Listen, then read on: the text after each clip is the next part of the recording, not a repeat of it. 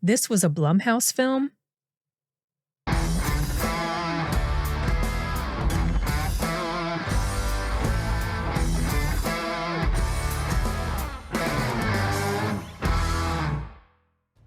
I admit I was not expecting that when I started screening The Lost Bus, which is coming to Apple TV, I think, this coming week. As of the recording of this, it's September 27th. It aired a little bit in theaters. I saw it at my local theater, but didn't have a chance to go check it out. And I really wish I had, because I feel like this is a movie that is well suited for the big screen, just given the story. So for those of you who don't know, The Lost Bus is an upcoming Apple TV film starring Matthew McConaughey and America Ferrera. I cannot remember the names of all the other people who played in it, but you might recognize some of them. It is based on or inspired by a true story that took place in 2018 during the fire that pretty much decimated Paradise. I have a friend on Facebook who is from Paradise, and I remember when this happened because she and her family lost everything. So the story is about this bus driver named Kevin. He's kind of down on his luck. He has a lot of stresses in his life.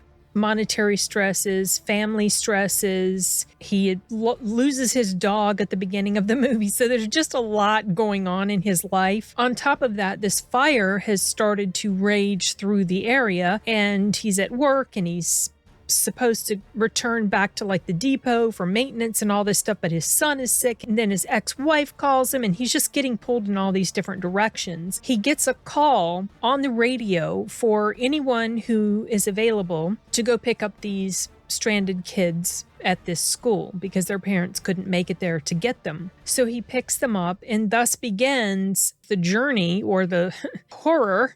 This is probably why it's apt that Blumhouse did this movie. This was a real life horror. From what I understand, the real event that this story is about took place over a span of 5 hours. He was trying to get these kids out. There was a teacher on the bus with him that taught at that school. And it's basically just showing the horror, and I don't use that word lightly in this case, of what was going on when this fire swept through that area. And something that I really liked was how that was depicted. You can see, that California has a thing with wildfires. They always have. Or just fires in general. In this case, I don't even know that it was a wildfire. I think it was something that PG&E was found responsible for them. Not exactly sure why. Maybe, I don't know, maybe some of their power lines were faulty or something, but it seemed like it was a natural disaster that caused this fire, affected the power lines, caused this fire. There were a lot of winds that just blew it right along, and it just ate up all of this land and killed a lot of people. I think they said 85 people. So I really like how that was depicted. It really hit home for me how freaking dangerous and scary this stuff can be. I don't live in California, but I know the situation. You still don't really fully understand it until you see it demonstrated for you on the screen in the way that this was. Now, I do get that this is a movie. Some parts of it are going to be dramatized. Some parts were, I'm sure, fictionalized, because Matthew McConaughey in the virtual press conference that I was in yesterday, he was talking about how the movie is inspired by this true story, but it is a movie. It's a fiction movie inspired by this true story. There's a lot of true stuff in here. There's probably also a lot of dramatic stuff in here. Another thing I liked about it, I thought the acting was excellent across the board. You had 3 leads: Matthew McConaughey, America Ferrera playing the teacher, and the bus dispatcher. I cannot remember that actress's name, but I really like how well fleshed out their characters seemed. Now, the bus dispatcher had a smaller part, but she seemed like a very real character, like authentic. She is a real character, but what I mean is she felt authentic. Like I believed that she was who she was playing. It really gave weight to their portrayal, the decisions that they made under the pressure that they were going through at the time. As I've already mentioned, it already showed how much stress Kevin was under before the fire even started. The money struggles, the family struggles, his dog, the strained relationship with his son, who is played by his own son, Matthew McConaughey's own son. And something that was interesting about that, this is something he mentioned in the press conference. If you look on IMDb, you'll see his name, but my first thought is, Nepo baby. Apparently, when the audition was sent to Paul Greengrass, the director, they left off his last name so that he was not influenced in any way, and he still chose him. So I thought that was interesting. I had no idea that that was Matthew's son. And also, the woman who played Kevin's mother is Matthew McConaughey's mom.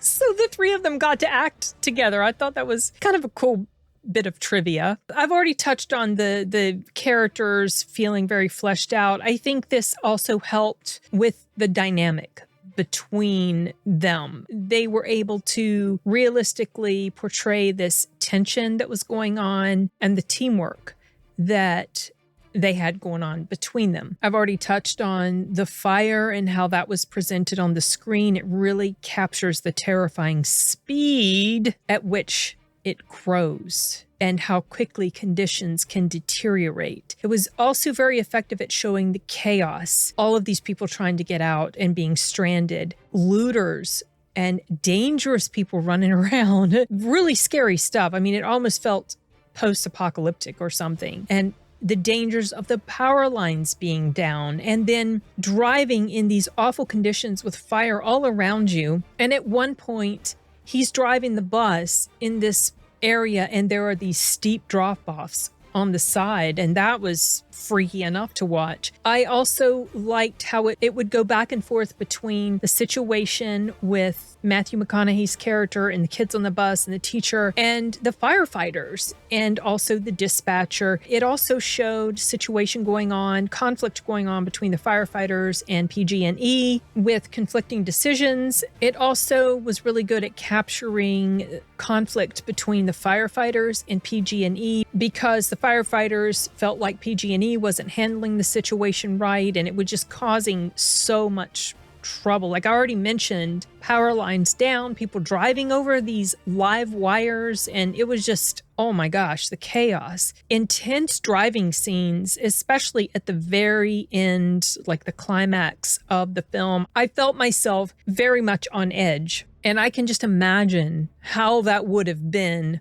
watching this on the big screen with everything magnified so much, the picture and the sound and just all of that. Yeah, genuine edge of your seat tension for me. I thought this was very well done for a disaster type of film. I was quite impressed. The kids were pretty good. There was a lot of screaming that they did. Their hysteria added realism, heightened the stakes. The tension, the pressure that was on Kevin driving through this mess and all of these decisions he had to make along the way. And something else that kind of heightens the tension and the stakes is that he was a fairly new bus driver. He wasn't someone that had years of experience under his belt. Now, obviously, you have to know certain things and you have to have certain, I don't know, like licenses or whatever to drive vehicles like this, but he was really new at it. So it was like, whoo. Something else that I was impressed by, or let's say it was very sobering, was the dramatic difference between what it was like being caught in this fire and then being on the outside of it somewhere else where the fire wasn't. When they're in the midst of this thing, it's like they're in the nighttime. It's so crazy. Now, I do not know how much of that was dramatized because I have never been in the middle of a fire. For anyone who has, let me know if that's accurate. I kind of feel like it is, but whatever, it was chilling to watch. It felt like a nightmare scenario. As far as any cons, I don't really have any. I felt like it was put together very well. I think it's a little bit more than 2 hours long, or maybe right at 2 hours long. It uses that time well, establishes the characters. You see the start of the fire pretty early on, but it doesn't make itself known to the population at large until a little bit later. But they spend that time showing you Matthew McConaughey's character character, his situation, his relationship with the lady that's at the dispatch. I don't think you see